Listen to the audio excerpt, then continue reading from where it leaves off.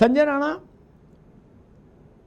एक महीना नहीं हुआ अभी परिणाम आए, यानी ममता जी को हारे हुए और सरकार से हटे हुए अभी एक महीना नहीं हुआ, इतने में पार्टी के सब कर्म हो गए, चिंदी चिंदी होके चीजें बिखर गई। अब लोग बता रहे हैं कि ममता जी के पास मुश्किल से 20 विधायक बचे हैं, 80 जीते 20 बचे, बताइए 20-22। सांसद कोई फोन पर नहीं आ रहा, 2 सांसद केवल उनके साथ उतरे सड़क पर, 1000 आदमी उतरा। अच्छा, हम मान भी लें कि चलो सांसद विधायक राजनीतिक लोग हैं, ये दंड फंद में लग जाते हैं, तो जनता तो उतर सकती थी अगर ममता जी कलकत्ता में उतर रही थी। 10 लाख की भीड़ अगर ममता जी के पीछे चलने लगती तो ममता जी जयप्रकाश नारायण के बराबर खड़ी हो जाती उसी समय। मोदी जी को भी समझ आ जाता, अमित शाह जी को भी समझ में आ जाता, और शुभेंदु को तो पसीना आ ही जाता। लेकिन वहां तो कुल लोग बता रहे 1800 आदमी जुटा। इतनी बड़ी नेता, 15 साल तक राज किया बंगाल में आपने, और आप जब पहली बार सड़क पर उतरी सत्ता से हटके तो 1800 आदमी और 6 विधायक। संजय राणा। अमिताभ साहब, good evening to my fellow. पहले देखिए, ऐसा है, तमाशे से शुरू की राजनीति और आज खुद तमाशा हो गई है। आपने जयप्रकाश नारायण जी का नाम लिया, यही जयप्रकाश नारायण जी थे जिनकी कार के बोनट पे जंप मार रही थी, उछल रही थी। 74-75 की बात बता रहे हैं, बहुत से लोगों को, आपको तो पता, दुनिया को नहीं पता होगा, उछल रही थी। आज खुद तमाशा हो गई, आज खुद उछलने के लिए जमीन नहीं मिल रही है। देखिए, समस्या क्या थी, कहीं ना कहीं जिस तरह से इन्होंने शासन चलाया पिछले 15 साल का, तुष्टीकरण की राजनीति की है, लॉ एंड ऑर्डर के फेलियर रहा, महिलाओं के साथ अत्याचार रहा है, और जिस तरह से काम किया गया, जनता में रोष था। जनता में तो रोष था, इनके अपने कार्यकर्ताओं में भी रोष था, क्योंकि कहीं ना कहीं अभिषेक बनर्जी का जो सत्ता एक तरह से दे दिया था, काम संभाले लगे थे, और अभिषेक बनर्जी जिस तरह से कैडर था, जो पुराना कैडर था, पुराने लोग थे, पुराना संगठन था, उसको दरकिनार करके नए लोगों को आगे बढ़ाना, अपने चाटुकारों को आगे बढ़ाना, मतलब मंडियां चला रहे थे, जिस तरह से टिकट वितरण कर रहे थे, कहीं ना कहीं लोगों में बहुत रोष था और कार्यकर्ताओं में भी कहीं ना कहीं रोष था। और उसका परिणाम आपको दिख रहा है। जो अंडे मारे गए थे वो किसी कार्यकर्ता ने नहीं मारे थे, आम जनता ने, आम महिलाओं ने रुष्ट होकर मारे थे कि एक ऐसी पार्टी का नेता जो महिलाओं के विरुद्ध रहता है, महिलाओं के साथ अत्याचार हो रहा है उसके साथ नहीं खड़ा होता, उसके खिलाफ था। कोई पार्टी इसमें नहीं थी, ये आम लोग थे। और जितनी भी समीकरण आप देख रहे, देखिए राजनीति में क्या होता है कि सबसे बड़ी बात हो, आदमी अपना भविष्य देखता है। 5 साल तक तो कुछ हो नहीं सकता। ममता जी धरने बैठे हैं, चाहे गाड़ी में बैठे हैं, चाहे अपने घर में बैठे हैं, कोई फर्क नहीं पड़ता है। 5 साल बाद क्या, और जो भी विधायक जीत गया है, जो भी सांसद है, वो अपनी भविष्य के प्रति चिंतित है और जान रहे हैं कि अभिषेक बनर्जी के साथ उनका भविष्य नहीं है, क्योंकि अभिषेक बनर्जी का ही भविष्य नहीं। और ममता बनर्जी जा चुकी हैं भाई, 73-74 की हो गई, 5 साल बाद 79 की हो जाएंगी, तो चलने लायक ही नहीं बचेंगी, तो नेतागिरी क्या करेंगी। और ये तमाशा देखिए, हमेशा ही एजेंडे के तहत काम करती थी, हमेशा रोड पे खड़े हो जाती थी, रोड पे आंदोलन करती। आज उन्होंने कोशिश की अमिताभ साहब, लेकिन रोड पे कोई जनता नहीं, आपने सांसद विधायक तो छोड़िए, जनता भी इनके साथ नहीं आई। ठीक, उनको दिखने लगा है कि रोड की राजनीति। संजय राणा, अभी रुकना होगा, मैं मुफ्ती साहब के पास चलूंगा। रोड पर उतरना अच्छा है, मेरे जैसे लोग मानते हैं कि वो राजनीति की सबसे अच्छी विधा है, लेकिन ये भी तो चेक करिए कि जब आप रोड पर उतर रहे हैं तो लोग आपके पीछे हैं कि नहीं। अगर लोग आपके पीछे नहीं हैं तो मुट्ठी खुल जाएगी, आप बेनकाब हो जाएंगे। नेता इसलिए भी रोड पर उतरने से डरते हैं मुफ्ती साहब कि वहां 2 मिनट में बेनकाब हो जाते हो, चेहरा काला हो जाता है। भाई आपने कहा मैं राष्ट्रीय नेता हूं, लोगों ने कहा चलो चाचा धरने पर, और चाचा चले गए, वहां लोग आए 4, तो आप तो मोहल्ले के भी नेता नहीं रहे, लुटिया डूब गई। ममता जी ने दांव चला, उनको लगा मैं नंदीग्राम वाली ममता हूं कि सड़क पर उतरूंगी तो 1,50,000 आदमी पीछे होगा, वहां 800 आदमी था। खैर मुफ्ती साहब, एक प्रश्न बड़ा गंभीर है, इसमें कोई विवाद नहीं करता, निर्विवाद है कि बंगाल में प्रो मुस्लिम पॉलिटिक्स का सबसे बड़ा चेहरा ममता जी रही 15 साल। उन्होंने काफिर भी कह दिया हिंदुओं को कि काफिरों को वोट मत देना, नहीं तो अल्लाह नाराज होंगे, और अल्लाह अकबर का नारा भी लगा दिया, सब काम किया। जो 58 विधायक गए हैं ममता जी की छतरी से हट के, टीएमसी में वो है, वो करे ओरिजिनल टीएमसी हम है, ममता वाली ओरिजिनल नहीं, वो डुप्लीकेट है। ये तो उनमें तमाम मुसलमान हैं विधायक, क्योंकि ममता के तो जीते ही ज्यादा मुस्लिम विधायक ज्यादा हैं। ऐसा कैसे हो गया? क्या मुसलमानों का मोह भंग हो गया ममता जी से? मुफ्ती साहब देखिए, रीजनल पार्टियां जब कभी इलेक्शन हार जाती हैं तो वो पार्टियां टूट फूट की शिकार हो जाती हैं। सड़कों से संघर्ष का इन्होंने रास्ता किया, यही हाल केजरीवाल का था। मेरा मानना यह है कि 15 साल इन्होंने जो रोल किया, इससे पहले कम्युनिस्ट पार्टियों के साथ मुसलमान थे, फिर ममता के साथ मुसलमान है, मगर 15 साल में भी मुसलमानों का उत्थान नहीं हुआ।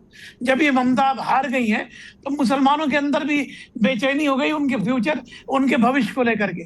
सबको ये मालूम है कि ममता बनर्जी की उम्र इतनी हो चुकी है कि आगे रास्ता नहीं दिखता है कि ममता बनर्जी बैक कर जाएंगी, और अभिषेक बनर्जी की क़यादत में तो कोई भी वहां साथ रहने के लिए तैयार नहीं है।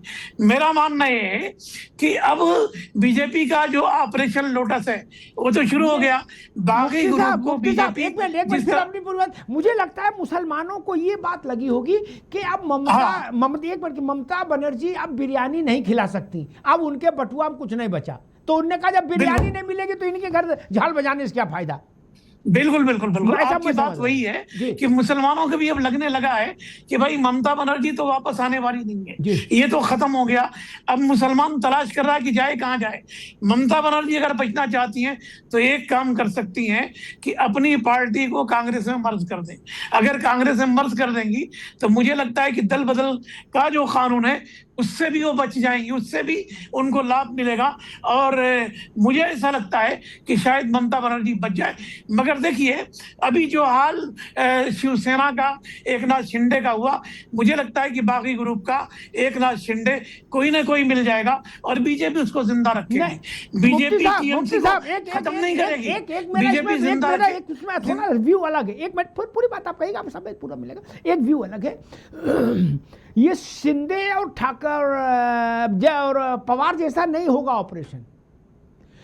लिख लो मेरी बात, बाकी अनंत बताएंगे। मेरी जितनी जानकारी, बीजेपी इनमें से किसी को भी चिमटे से नहीं छू रही। क्या असली टीएमसी रहो, नकली टीएमसी रहो, छत पर कूदो, आंगन में कूदो, वो कह रहे आप निपटो, ममता जाने ना। वहां तो शिंदे को शासन में लाए थे, यहां किसी को शासन में नहीं लाना। मुफ्ती साहब में लाइए मत लाइए, मगर बीजेपी तो एक ग्रुप को जिंदा रखेगी ताकि वो बीजेपी का विरोध करता रहे, और बीजेपी नहीं चाहेगी कि वहां कांग्रेस जिंदा हो या लेफ्टिस्ट आए। देखिए 100 साल में भी अब लेफ्टिस्ट नहीं आएंगे। लेफ्टिस्ट अब या तो बीजेपी में चले गए, वो ममता के साथ थे, फिर ममता से निकल करके बीजेपी में आए।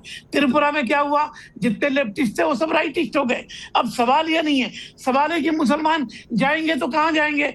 मुसलमान बीजेपी के साथ नहीं जा सकते, मगर मुसलमानों को भी पुनः विचार करना चाहिए कि मेन स्ट्रीम में आकर के सत्ता का विरोध करने के बजाय सत्ता से भी बातचीत करके उनके एमएलए कोई रास्ता निकाले। मुफ्ती साहब एक कैफे आजमी साहब का शायद शेर है, शबाना आजमी के वालिद, कि रोने के वास्ते भी कोई बेकली रहे। क्या आप ऐसे पैसा फार्मूला बता रहे हो कि मुसलमान भी इधर आ जाएं अनंत अमित के पास तो ये 100 में 100 सीटें जीत जाएं, बाकी लोग क्या करें? वो गंगा में जल समाधि लें। अभी तो 80 जीते कुल, सुन लो आप, इन ये 200 पार चले गए। मुसलमान भी इनके साथ आ जाता तो फिर तो ममता जी क्या जीतती, वो तो खुद तो हारी गई। आप ये चाह रहे हो कि टीएमसी 0 हो जाए? देखिए एक मिनट, ये सब अगर आप मुफ्ती साहब, आप तो बड़े आलिम आदमी हो, आप एक बात बताओ, अगर समाजवादी अगर उत्तर प्रदेश का मुसलमान भी भाजपा को वोट दे देगा तो समाजवादी पार्टी क्या करेगी? अब हमको भी बता दो क्या करेंगे। देखिए सुनिए, हवन करेंगे मुसलमान बीजेपी को कितने साल से हरा रहा, 75 साल तो आजादी को हो गए, 50-60 साल तो कांग्रेस की सरकारें रही हैं। उन्हीं के टाइम में तो सच्चर कमेटी की रिपोर्ट आई है। अभी लंबे टाइम तक भी आप देखिए भारत की पॉलिटिक्स में लंबे टाइम तक भी कांग्रेस के वापस आने की कोई संभावना नहीं है। अब कांग्रेस साउथ में आ गई और नॉर्थ के अंदर भाजपा स्ट्रांग है, तो मुसलमान क्या करेंगे? मुसलमानों को भी दलितों की पॉलिसी अपनाना पड़ेगा। आज दलित भाजपा के साथ हैं। लोग जो कह रहे हैं कि पीडीए दलित मुलायम सिंह अखिलेश के साथ जाएंगे, कहाँ जाएंगे? दलित तो मायावती से छिटक गया और छिटक करके बीजेपी के साथ आ गया। कोई ना कोई एक फार्मूला मुसलमानों को भी तैयार करना पड़ेगा कि भाई देखिए, बीजेपी से लड़े हम, जनता आरएसएस से लड़े हम, और बकिया सेकुलर पार्टियां मौज करें। कब तक हम लड़ते रहेंगे? कहीं ना कहीं तो हमें लड़ाई खत्म करके अपने विकास के लिए सोचने की जरूरत है। मगर एक बात तो है कि अब रीजनल पार्टियों के दिन लद गए, रीजनल पार्टियां खत्म होने वाली है। अब ये देश में दो ही पार्टियां रहेंगी, एक बीजेपी रहेगी और कांग्रेस को कमजोर करके बीजेपी 50 साल और शासन करेगी। ठीक मुफ्ती साहब, आपने बाकी सब बातें ठीक कही, लेकिन आप बताओ, आपने ऐसा फार्मूला दे दिया कि लालू की पार्टी शून्य हो जाए, समाजवादी पार्टी शून्य हो जाए, है मतलब मुसलमान बीजेपी के साथ चला गया तो ये लोग चुनाव में पर्चा क्यों भरेंगे? खत्री साहब, पर्चा का भी पैसा क्यों लगाएंगे जब इनको पता है फिर तो वोट ही नहीं मिलना? चुनाव के खत्री साहब एक मिनट रुक जाओ, सवाल तो पूछ रहे आप। मुफ्ती साहब बहुत पुराने आदमी हैं और उन्होंने सुझाव दिया मुसलमानों को कि भाजपा से लड़ने का, आरएसएस से लड़ने का समय बीत गया, अब मुसलमान पुनर्विचार करें और भाजपा के साथ खड़ा हो।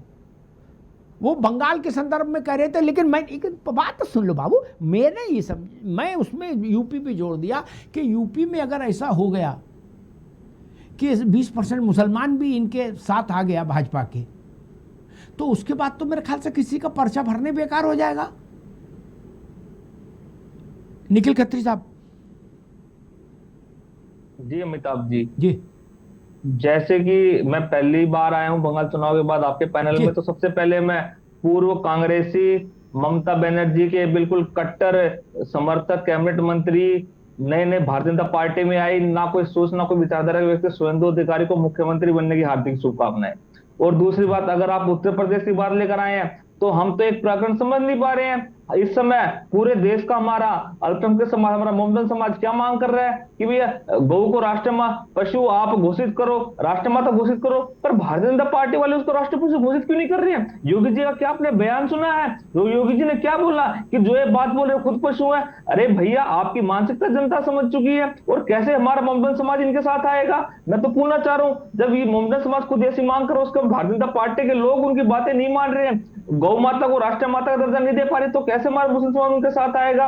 और दूसरी बात, अगर आप कलकत्ता की, अगर आप बंगाल की ये बात कर रहे हैं, तो मैं तो साफ तौर पर एक बात कह देना चाह रहा हूं कि अगर पार्टी में लड़ाई होती है, पर भारतीय जनता पार्टी कैसा फायदा उठाती है? आपने भी एकनाथ शिंदे की पार्टी का बात की, आपने उसके बाद एनसीपी की बात की, तो वहां पर भी क्या हाल हुआ?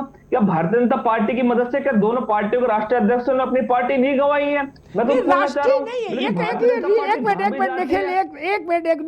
एक तो रीजनल पार्टियों में ये भी बड़ी भारी बीमारी है, राष्ट्रीय सब राष्ट्रीय हो यार।